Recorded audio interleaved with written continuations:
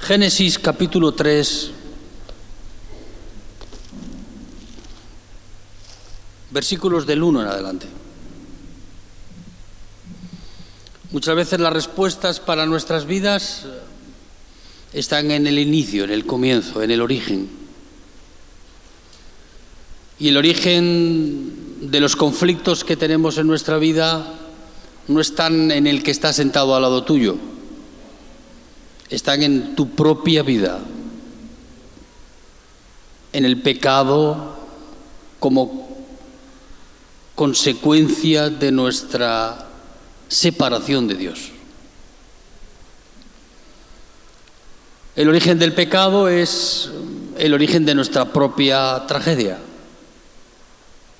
Una tragedia que hay diferentes maneras de enfrentarla, pero es una tragedia en sí misma, porque la naturaleza en la que está envuelta nuestra vida es una naturaleza que solo sabe hacer una cosa: pecar. Pecar en la magnitud en la que somos incapaces de vencer el pecado. Tú y yo no podemos vencer el pecado. Soy consciente de que estoy aquí esta mañana y yo no puedo vencer por mí mismo esta naturaleza que me lleva a amarme a mí, que me lleva a ponerme a mí en el primer lugar, que me lleva a mí a saciarme de mí mismo, que me lleva a mí a ser intolerantes con los demás, que me lleva a mí mismo a ser un ser egoísta, egocéntrico. Pero yo no te quería hablar de mí en esta mañana. Yo quiero hablarte de ti, si tú me dejas. Porque es fácil hablar uno de sí mismo. La mayoría de las veces en nuestras vidas hablamos de dos cosas: de nosotros mismos y de lo que hacemos. No hay otro universo de diálogo en nuestra vida con los demás. Cuando tú eres el protagonista de tu vida, el diálogo más fluido en ti es hablar de ti. Y yo no quiero que te deprimas más hablando de ti, sino que busques la manera de que el Señor sea en tu vida el que hable a través de ti. Porque Dios es capaz de transformar nuestras vidas. No te quepa la menor duda. Aunque tú veas a tu alrededor que es incapaz en algunos. Pero porque es incapaz en algunos, no deja de ser el Señor el mismo, ayer, hoy y por todos los siglos. Amén, hermanos. No podemos culpar a Dios de nada en absoluto. Tenemos que mirar nuestras vidas, ver lo que somos y buscar la gracia de Dios para que aquello que somos dejemos de serlo y seamos aquello que Dios quiere hacer de nuestra vida, sea cual sea nuestra vida. Seas de la manera en que seas, Dios quiere hacerte a su manera. Y Dios lo quiere hacer a través de su palabra y a través de la comunión con Él. Dios no te puede transformar solo por venir a los cultos. No te va a ser suficiente. Necesitas comunión con Él. Una experiencia viva y personal en tu vida. Porque eso es lo que Él hará en ti cuando Él vive en ti. Y tu comunión es la prioridad en tu vida con el Señor. Amén, hermanos. Génesis capítulo 3, versículos 1 en adelante. Aquí está el origen del pecado.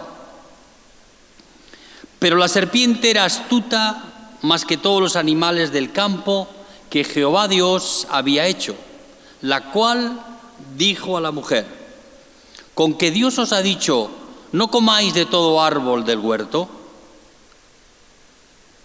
Y la mujer le respondió a la serpiente: del fruto de los árboles del huerto podemos comer, pero del fruto del árbol que está en medio del huerto, dijo Dios, no comeréis de él ni le tocaréis, para que no muráis. Entonces la serpiente dijo a la mujer: no moriréis, sino que sabe Dios que el día que comáis de él, serán abiertos vuestros ojos y seréis como Dios, sabiendo el bien y el mal. Y vio la mujer que el árbol era bueno para comer, y que era agradable a los ojos, y árbol codiciable para alcanzar sabiduría. Y tomó de su fruto y comió, y dio también a su marido, el cual lo comió así con ella. Entonces fueron abiertos los ojos de ambos, los ojos de ambos, y conocieron que estaban desnudos. Entonces cosieron hojas de higuera y se hicieron delantales. Y oyeron la voz de Jehová, Dios, que se paseaba en el huerto al aire del día. Y el hombre y su mujer se escondieron de la presencia de Jehová, Dios, entre los árboles del huerto. Mas Jehová Dios llamó al hombre y le dijo: ¿dónde estás tú? Y él respondió: oí tu voz en el huerto y tuve miedo, porque estaba desnudo y me escondí. Y Dios le dijo: ¿quién te enseñó que estabas desnudo? ¿Has comido del árbol que yo te mandé que no comieses? Y el hombre respondió: la mujer que me diste por compañera me dio del árbol y yo comí. Entonces Jehová Dios dijo a la mujer: ¿qué es lo que has hecho? Y dijo a la mujer: la serpiente me engañó y comí. Y Jehová Dios dijo a la serpiente: por cuanto esto hiciste, maldita serás entre todas las bestias y entre todos los animales del campo. Sobre tu pecho andarás y polvo comerás todos los días de tu vida. Y pondré enemistad entre ti y la mujer, y entre tu simiente y la simiente suya.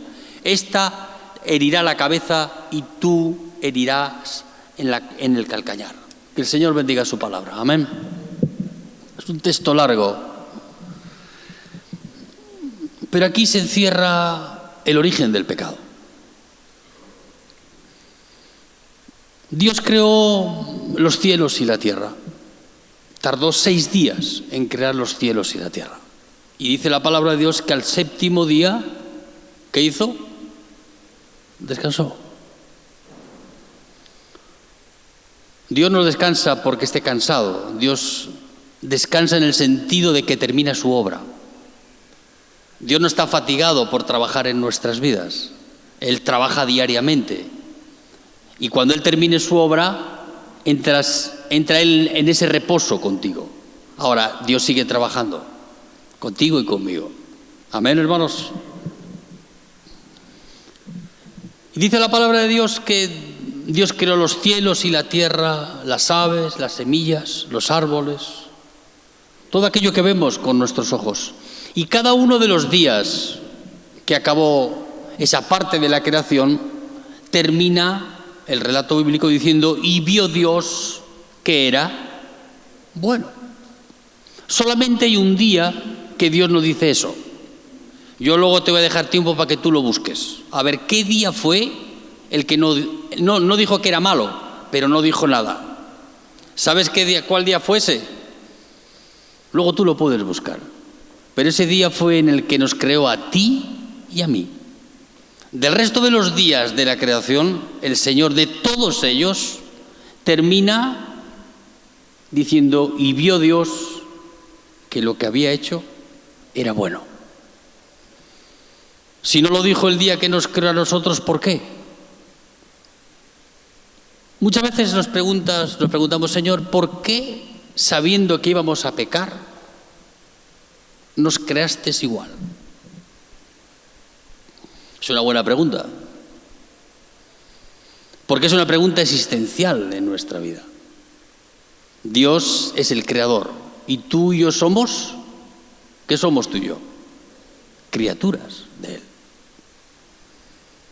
Él no puede ser criatura y tú no puedes ser Dios. Eso es un conflicto existencial. Dios es Dios, Él es creador.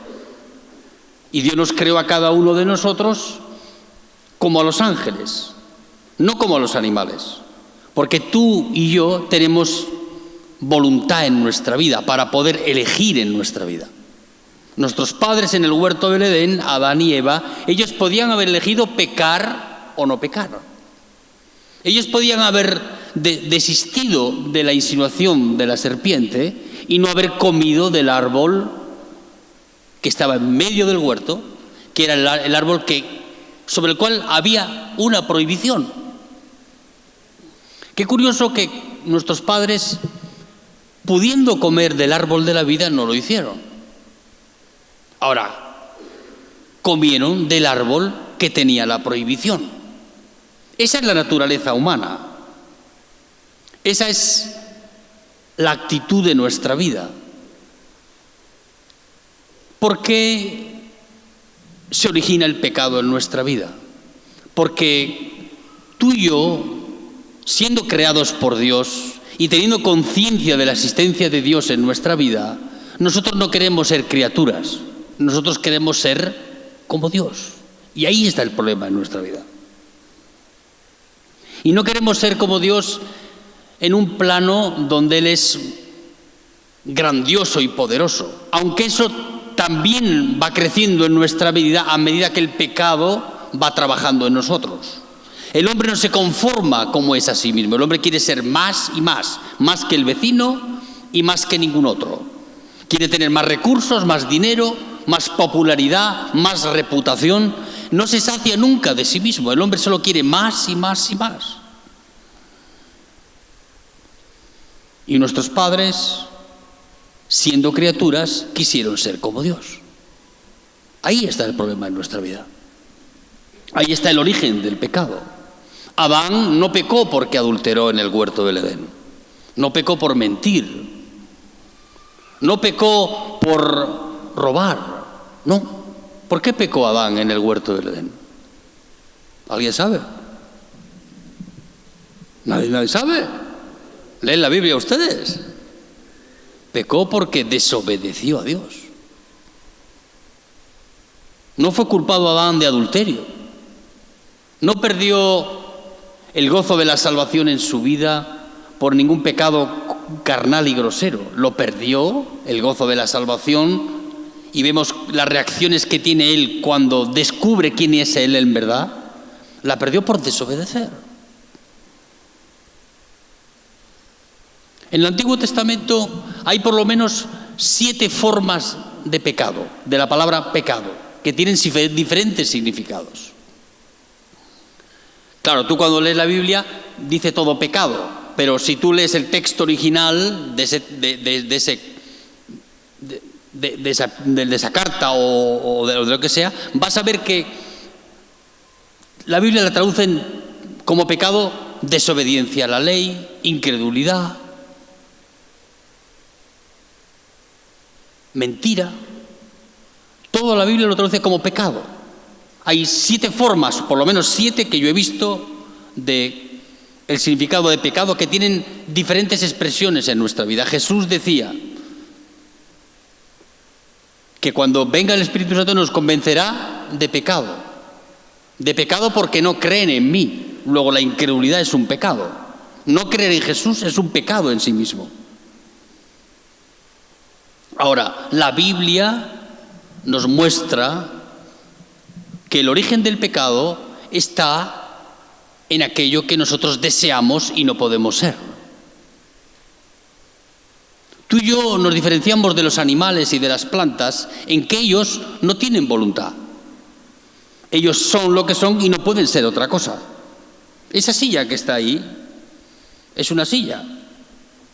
Ha sido creado por algún hombre para nuestra comodidad, pero ella no puede ser otra cosa más que lo que es. ¿Por qué? Porque ella no tiene voluntad. En cambio, tú y yo hemos sido creados con voluntad en nuestra vida. ¿Voluntad para qué? Para elegir. Para elegir aquello que tú quieres ser. Si tú y yo hubiéramos estado en el huerto del Edén aquel día, no vamos a poner a Adán, porque hay veces que culpamos a Adán de los pecados que él cometió y que de los cuales nosotros no somos responsables. Pero yo te voy a poner a ti en esta mañana en el huerto del Edén aquel día. Y si tú tienes que elegir ser lo que tú eres o ser Dios, o querer ser como Dios, y te dicen, si tú comes de eso que está ahí, vas a ser igual que Dios. Yo no te quiero preguntar lo que tú hubieras hecho, yo te voy a decir lo que yo hubiera hecho. Yo hubiera hecho lo mismo que Adán. Porque aunque en la perfección que nos creó Dios a su imagen y semejanza, Dios sabía implícitamente en nuestra vida que cuando nos dio libertad para poder elegir, íbamos a elegir mal. Y ahí el origen del pecado en nuestra vida, el origen de tus tragedias y de las mías, el origen de las consecuencias que el pecado trae en nuestras vidas. A ver si te lo puedo explicar con una anécdota sencilla. Tennessee, año 1800 no sé cuántos. El dueño de una hacienda donde trabajaban con el algodón tenía bajo su custodia un esclavo que era muy querido para él. Se llamaba Moisés. En inglés Moisés. Y él tenía ya como 70 años y había sido un hombre fiel y valioso para su dueño. Es más, tenía afecto y cariño por aquel hombre. Y una mañana que paseaba por los campos de algodón, vio a Moisés que se estaba quejando, diciendo: «Ay, Adán, por tu culpa estoy aquí yo, en este trabajo difícil, en esta situación en mi vida». Él era creyente, era cristiano, pero no asumía que las consecuencias de su vida hoy eran como consecuencias de lo que Adán había provocado en su vida. Y el dueño de la hacienda lo llama al escuchar esta queja, esta forma de expresarse, y le dice: «Ven, Moisés, tú ya llevas muchos años aquí conmigo, llevas tanto tiempo cortando madera para poder cocinar en la cocina», porque él se dedicaba básicamente a eso, a cortar madera para llevarla a la cocina y poder cocinar. Le dijo: «Mira, tú eres ya como de la familia, tantos años aquí conmigo sirviéndome, que mira, ahora voy a hacer un viaje al exterior y yo quiero que tú te quedes dirigiendo la hacienda mientras yo estoy fuera. Solamente te voy a decir una cosa. ¿Ves ese baúl que está ahí? Ese baúl, voy a dejar las llaves en ese cajón, pero la única condición que te pido es que por favor no abras el baúl, porque eso no es asunto de tu incumbencia. Déjalo ahí y tú ahora vas a dejar de cortar madera y te vas a dedicar a cuidar de la hacienda». Allí marchó el dueño de la hacienda a su viaje y allí Moisés empezó a dirigir la hacienda que su dueño le había dejado. El primer día que pasó al lado del baúl lo miró, dijo: «¿Para qué voy a meterme yo en un lío abriendo ese baúl si mi Señor me ha dicho que no hay nada de interés en mi vida en él para mí?» Bueno, al día siguiente volvió a mirar el baúl de reojo y dijo: «Ay. Y el tercer día ya no pudo más, tomó la llave, abrió el baúl y había una nota escrita que decía: «Ay, viejo zafado, ay, viejo tonto», o no sé cómo le podíamos decir en argentino, pero «ay, viejo Moisés, vuelve a cortar madera de nuevo y no culpes más a Adán por tus tragedias, sino que tus tragedias son producto de tu propia naturaleza, de tu propio pecado». Y volvió de nuevo el dueño a su casa y ahí estaba Moisés cortando madera de nuevo. Y le dice, y se acercó el dueño de la casa, el dueño de la hacienda, y él decía: «Ay, mi señor, no es culpa de Adán, el único culpable soy yo». Parece un cuento de escuela dominical, pero eso es lo que hubiera ocurrido a cualquiera de nosotros que hubiéramos estado allí en aquel día. ¿Qué dice la palabra de Dios? ¿Cuál es el origen del pecado? El origen del pecado está en nosotros. Está en tu interior, en tu vida personal. Cuando la serpiente le insinuó a la mujer que si comía de aquel árbol ella iba a ser como Dios, iba a tener el conocimiento del bien y del mal, despertó en ella dos cosas. ¿Qué dice la palabra de Dios? Y vio ella que el fruto de aquel árbol era agradable para sus ojos y que era codiciable para tener conocimiento. Ahí está el problema en nuestra vida. Cuando nosotros no nos guiamos por lo que dice Dios, sino que nos dejamos mover por aquello que creemos nosotros que es correcto. Y ahí comienza la desobediencia en nuestra vida, y ahí comienza la caída de Adán. ¿Qué ocurrió? Cuando ellos dos comieron del fruto prohibido, su primera reacción, ¿cuál fue? Fue esconderse. Cuando Dios venía por las tardes a pasear en el huerto del Edén y venía con su presencia, la frescura de su presencia, ellos se escondieron detrás de los árboles. No querían ser vistos. Algo había cambiado en sus vidas. En vez de esperar al amado para tener comunión con él, se escondieron detrás de los árboles. Entonces el Señor les hace una pregunta a ellos dos. ¿Dónde estás tú, Adán? Es que Dios no sabía dónde estaba. Dios es omnisciente, Él sabe todo. Él conoce tu email, tu Facebook, conoce tus pensamientos. A Dios no le puedes esconder las cosas. ¿Tú crees que hay privacidad en tu vida si vives en la presencia de Dios? No. Dios sabe todo. Sabe lo que tú piensas, lo que yo pienso, lo que yo hago o dejo de hacer. Sabe de las intimidades de tu vida y de la mía. No podemos esconder las cosas. Por eso cuando vivimos delante de Dios, estamos expuestos a que esa luz en nuestra vida muestre lo que hay en nuestro corazón. Por eso tan bueno es el Evangelio para nuestra vida. Porque descubre lo que somos. Y entonces nos lleva Él a buscar un Salvador en nuestra vida, porque sabiendo lo que somos, Él nos lleva a Él para salvarnos de nosotros mismos y de nuestros pecados. Dice la palabra de Dios que fueron abiertos los ojos de ellos, pero no tenían los ojos abiertos. Ellos podían ver que los frutos del árbol eran buenos y codiciables. ¿Qué ojos fueron esos abiertos? Que antes no los tenían. Son los ojos de la autopercepción, cuando uno es capaz de poder verse a sí mismo y ver cómo es. ¿Qué hicieron?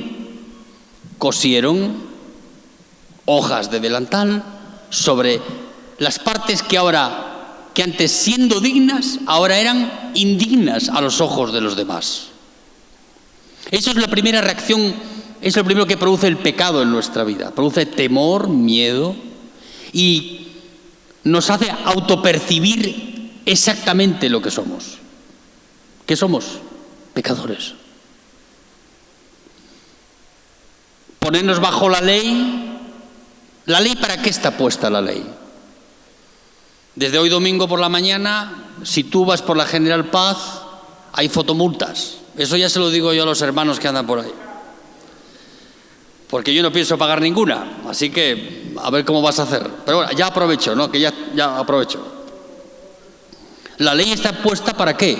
Para advertir que si la infringimos, tiene castigo. ¿Cómo Dios puede revelarte a ti que tú eres pecador?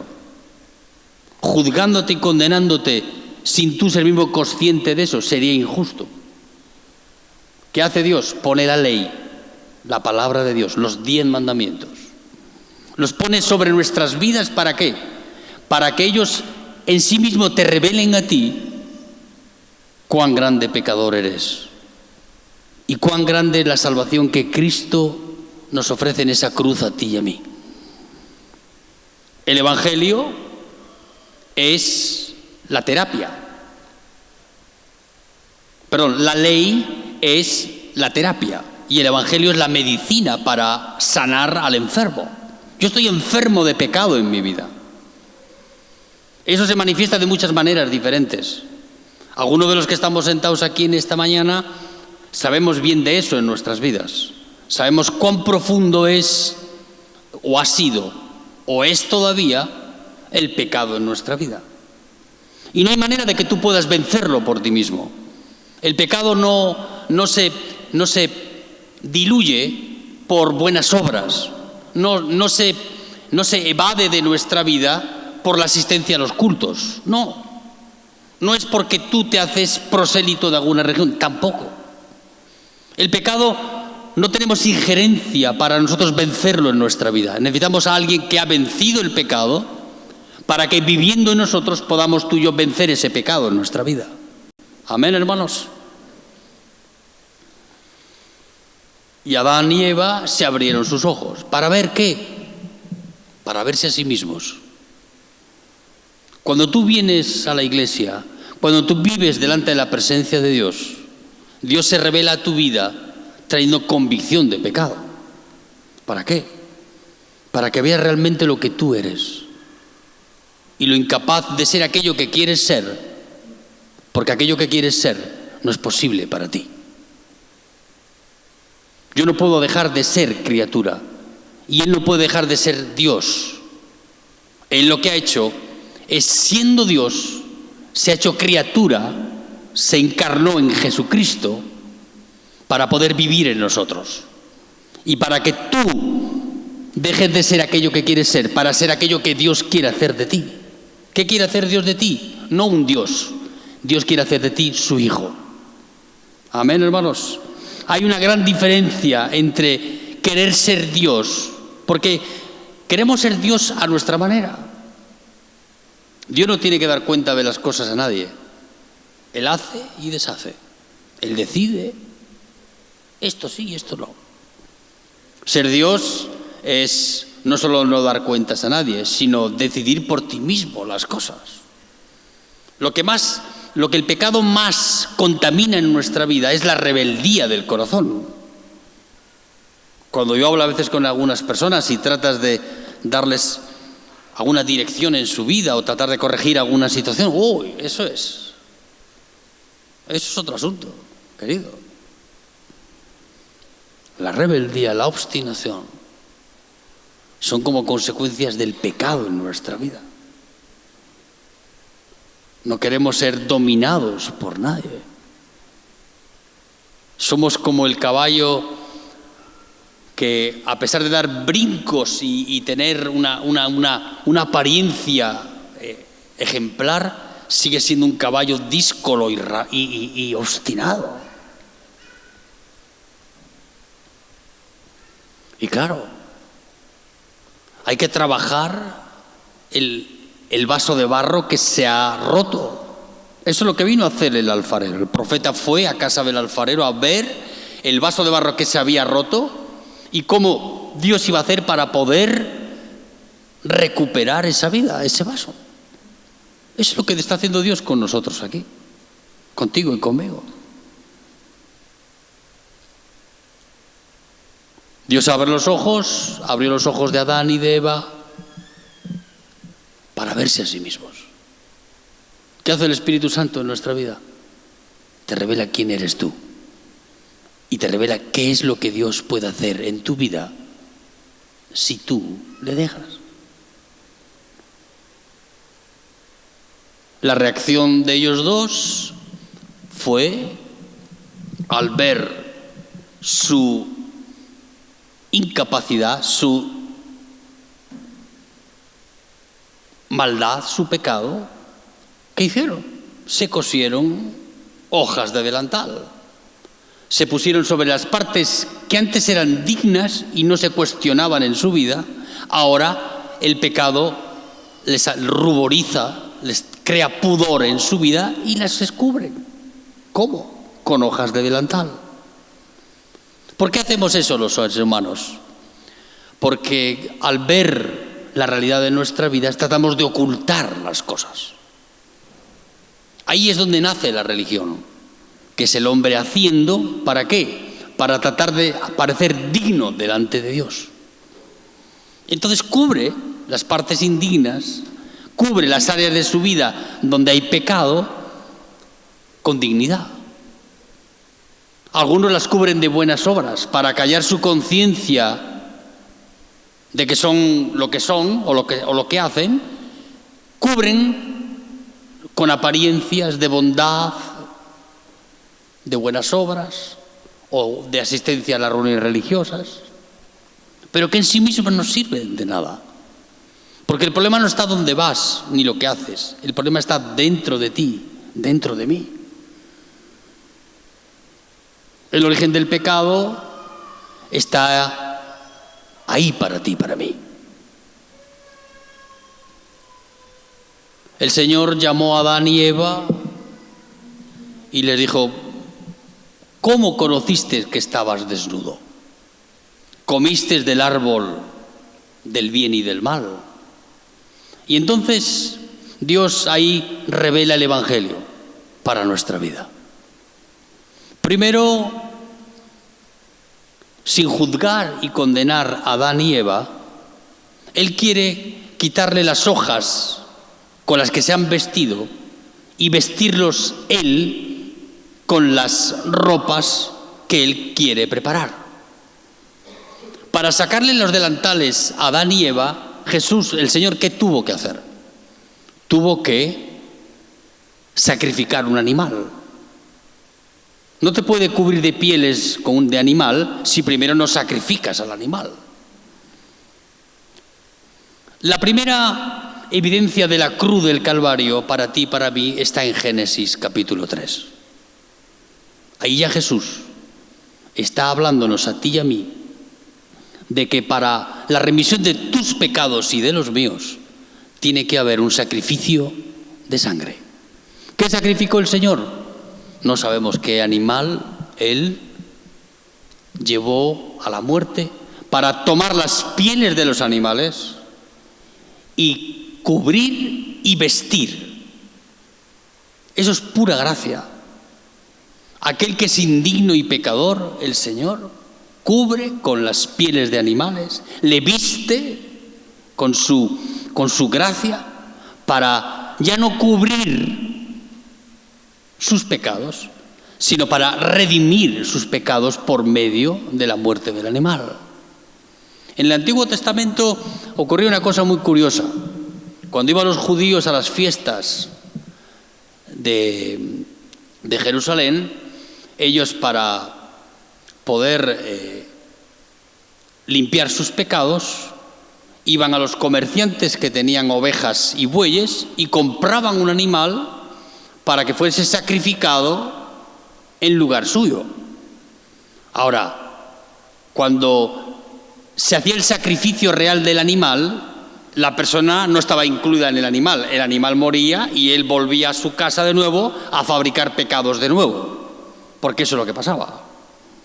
Ningún sacrificio es absoluto para nuestra vida cuando no lo hace perfecto en sí mismo el que lo hace.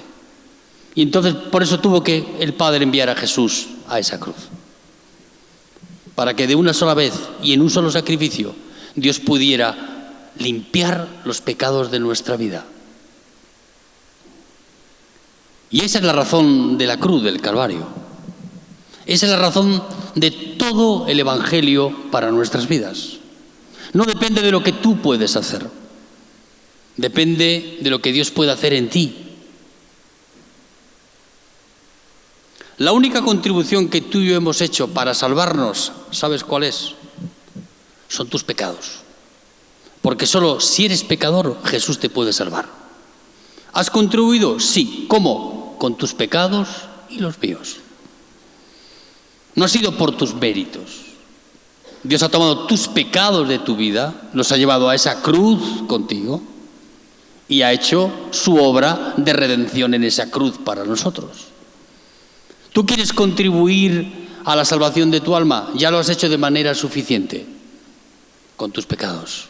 No ha sido por tus méritos. Jesús nunca hubiera ido a esa cruz a morir si tú no hubieses manifestado los pecados que hay en tu vida. Amén, hermanos. Qué difícil es entender esta naturaleza. Y qué fácil es el Evangelio, encontrar el camino de la salvación. Nosotros, los seres humanos, pretendemos ser lo que no podemos ser. Pretendemos hacer aquello que solo a Dios le es dado hacer en nuestras vidas. Hace unas semanas atrás les hablé aquí de Ezequiel capítulo 36, de cómo Dios hace su obra en nuestra vida. Él esparce agua sobre nosotros, viene la presencia del Espíritu Santo sobre nuestra vida, Él quita el corazón de piedra y pone un corazón de carne, Él pone su espíritu dentro de ti y Él produce en ti esa transformación que los demás pueden ver.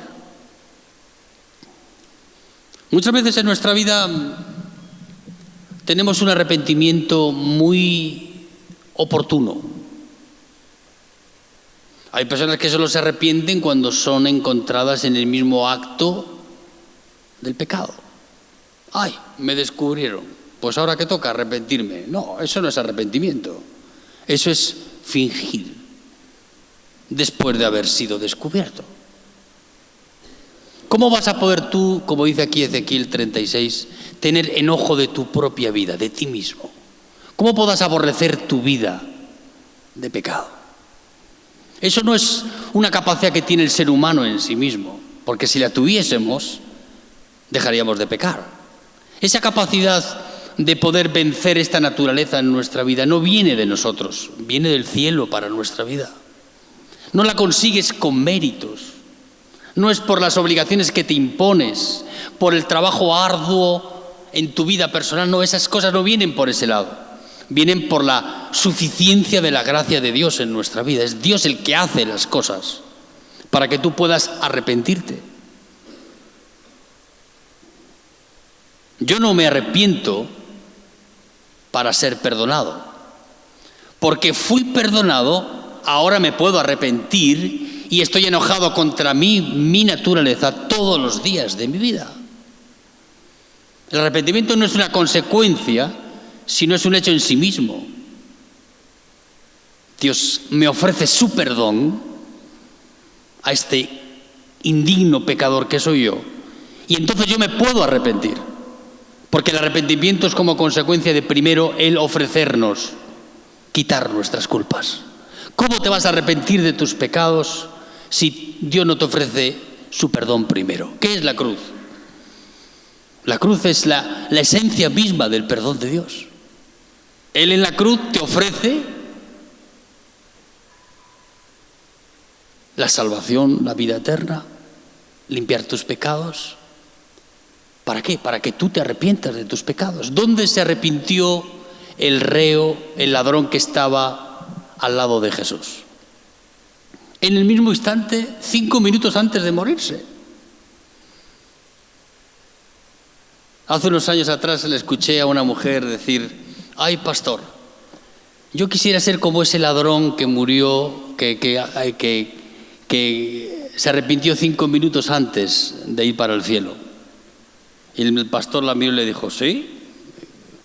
Digo, vaya, ¿qué quieres? ¿Vivir en la carne y luego arrepentirte antes de ir a la cruz? A veces somos así. Dios no te permite arrepentirte por ti mismo. Él provoca eso en ti. Un pastor tenía 3 hijos y le habían roto el acordeón. Llamó a los 3 hijos, jovencitos, niños. Le dijo: ¿quién de vosotros me ha roto el acordeón? Silencio sepulcral, ya te podrás imaginar. Ya se habían compinchado los 3 hermanos y dijo: aquí no decimos nada. ¿Quién le va a decir a nuestro padre que ha roto el acordeón? Ninguno de ellos quería decirle. ¿Quién de vosotros me ha roto el acordeón?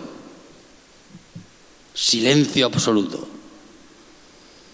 Y uno de ellos le dice: papá, si te decimos quién ha sido, ¿tú vas a perdonar?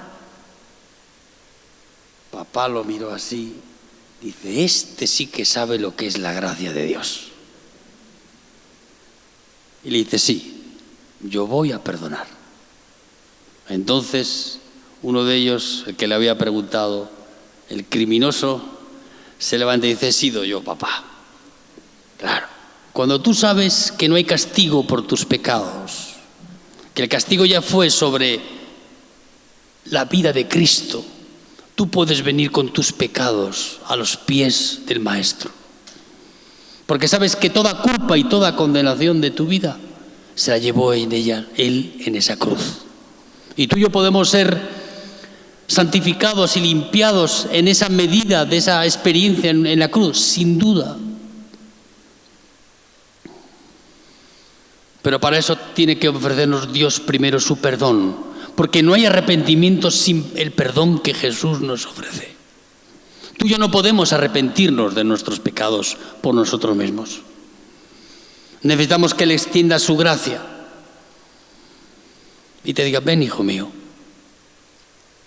Él saca los clavos de tus pies y de tus manos en esa cruz para ponérselos Él y tomar tus culpas, recibir sobre sí mismo tus pecados. Esa obra de la redención en la cruz del Calvario es de un poder inimaginable. Yo estaba pensando en estos días, ¿dónde hay más poder? ¿En la creación tal y como la conocemos o en la cruz? ¿Dónde hay más poder real? ¿En crear los cielos y la tierra? Que Dios los creó con su palabra, hablando solo. Ahora, en esa cruz, Dios tuvo que mandar a su Hijo, a sí mismo, vaciándose Él de lo que Él era, para tomar tus pecados y los míos y llevarlos a esa cruz para olvidarlos en el olvido de su gracia para nuestra vida. Amén, hermanos. Un Dios que perdona, un Dios que no te tiene en cuenta, ahora que busca que tú y yo encontremos el camino del arrepentimiento en nuestra vida. Esa autopista está abierta para nosotros. Esa vía está abierta para cada uno de nosotros y está en Cristo, en esa cruz. Amén, hermanos. Vamos a terminar leyendo en Santiago, capítulo 1. Solo un texto más. Santiago, capítulo 1, versículo 13 en adelante.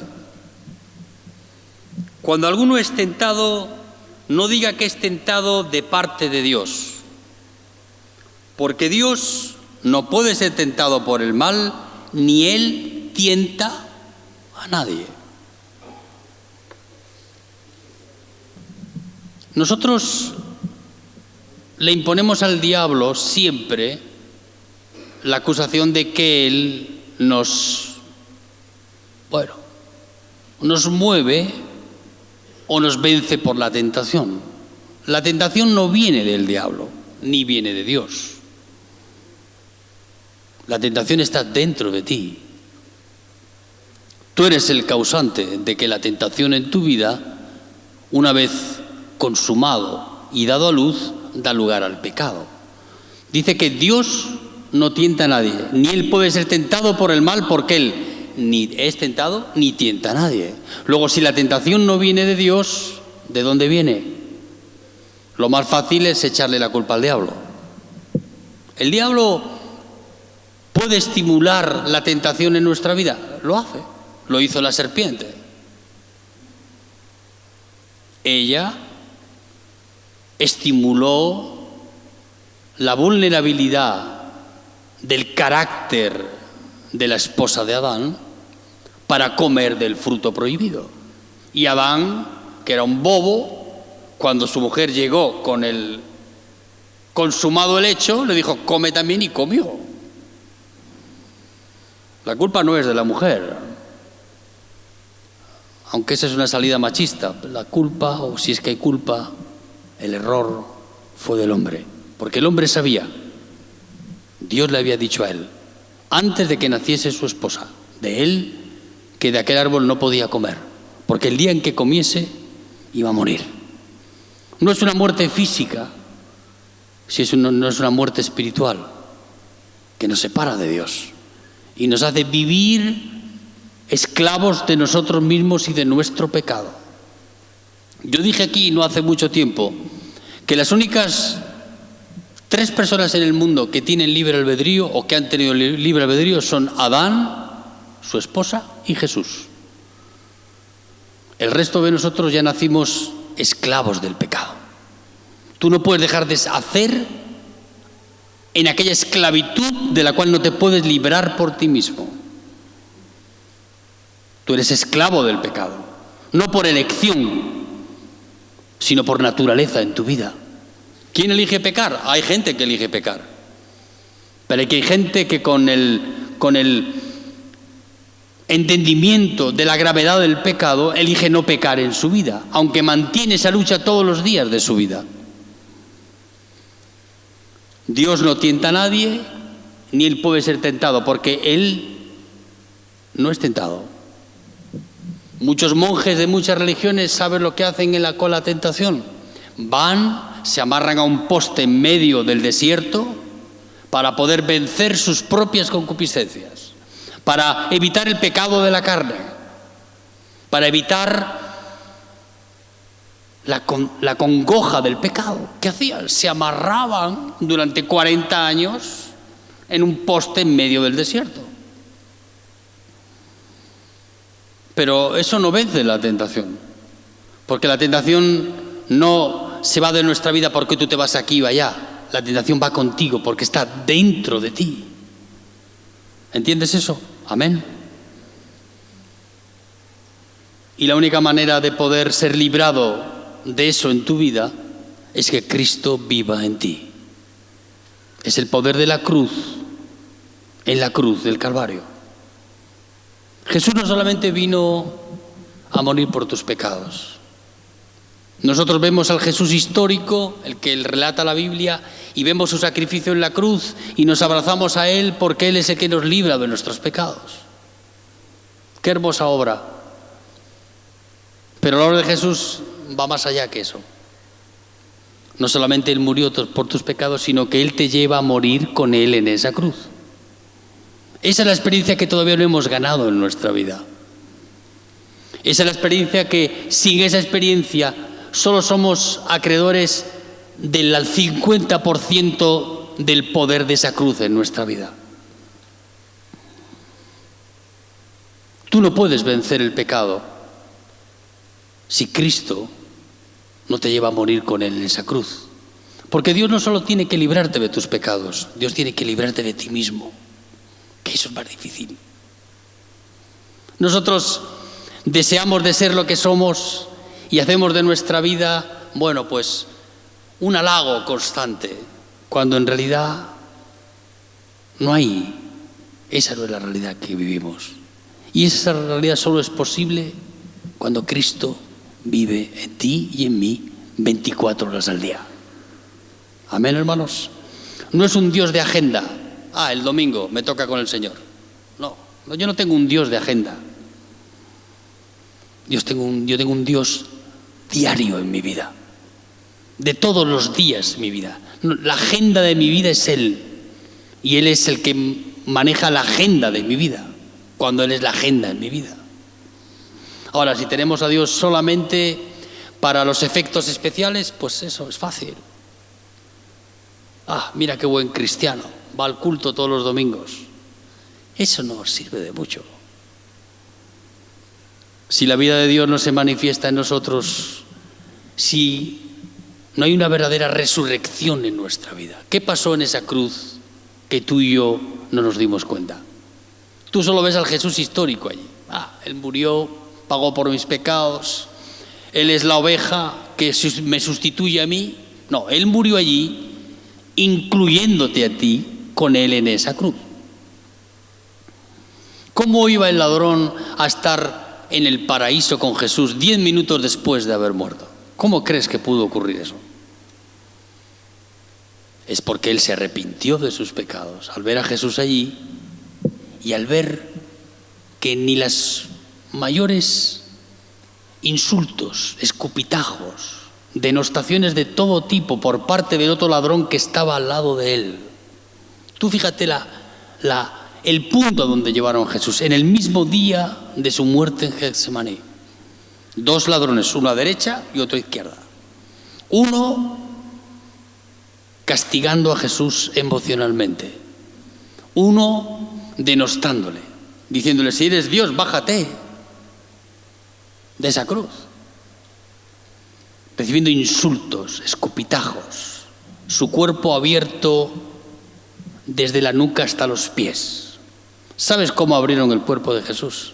A mí no me gusta contar cuestiones físicas, pero los que le dieron 40 látigos más uno a Jesús antes de ir a Getsemaní, ese látigo romano es un látigo que tiene como 7 u 8 brazos de cuero, y en cada brazo al final tiene una punta metálica que lo que lograba era abrirle la piel centímetro a centímetro a Jesús. Y le dieron 40 latigazos. ¿Sabes lo que era Jesús? Era un cuerpo poroso, abierto, su espalda desde su cuello hasta sus pies. Y tuvo que resistir ese castigo físico. Hay algunas películas sobre Jesús que lo podéis ver, pero no solamente eso, miles de demonios sueltos por allí, injuriando a Jesús, injuriando al Cordero, presionándole de tal manera que ni los propios discípulos consiguieron estar al lado de Jesús, escaparon de allí por sus vidas. Dijeron: si esto lo han hecho al Maestro, ¿qué me van a hacer a mí? Lo mismo. Y huyeron. Ninguno se quedó allí. Era tal hostilidad que Jesús estaba recibiendo en su vida, que solo porque es el Hijo de Dios es capaz de sufrir eso sin decir nada. Nosotros nos tocan un pelo de nuestra dignidad y armamos un escándalo terrible. Y Jesús recibió sobre su vida todo lo oprobio, los insultos, las mentiras, el desprecio. Fue sobre él. Y en esa cruz, allí estaba Jesús. Él fue a salvar a los 2 ladrones. Solo pudo salvar a uno. Allí estábamos tú y yo, a un lado de Jesús. Y Él vino a salvarte a ti y a salvarme a mí, de mis pecados, de lo que yo soy incapaz por mí mismo de poder resolver. Pecado no tiene cura, no tiene cura.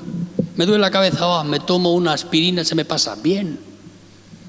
Pecado no se cura, porque el pecado, solamente el poder de la medicina de la cruz puede sanar tu vida y tu alma. Amén, hermanos. Él no tienta a nadie. Él no puede ser tentado. Toda dádiva y todo don perfecto descienden del cielo. De Él, el pecado no es de Él, el pecado es nuestro. Hay una cosa que tú y yo hacemos e hicimos que Dios no va a hacer. Ahí podemos decir que le hemos ganado al Señor. ¿Sabes en qué? Pecar. Él no va a pecar. Tú y yo, sí. Ahí tienes una cosa que tú haces y Dios no va a hacer. Pero no es para creerte como Dios, sino para ver lo indignos que somos y la misericordia que Dios tiene con nuestras vidas, siendo lo que somos, haciendo lo que hacemos.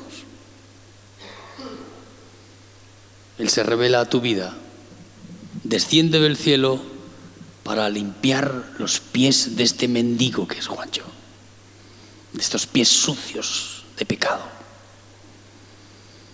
Toma el agua y el lebrillo, se arrodilla. ¿Tú has visto algún Dios que se arrodille? Los hombres que se hacen dioses, ¿tú los ves que se arrodillan? Sería lo último que hagan en su vida. No quiero yo aquí hablar de ninguna persona pública, pero tú fíjate algunos de esos que están endiosados de sí mismos, si se arrodillan. No se arrodillan. La arrogancia es tan grande en su vida que son capaces de cualquier cosa menos de humillarse, y en público menos todavía.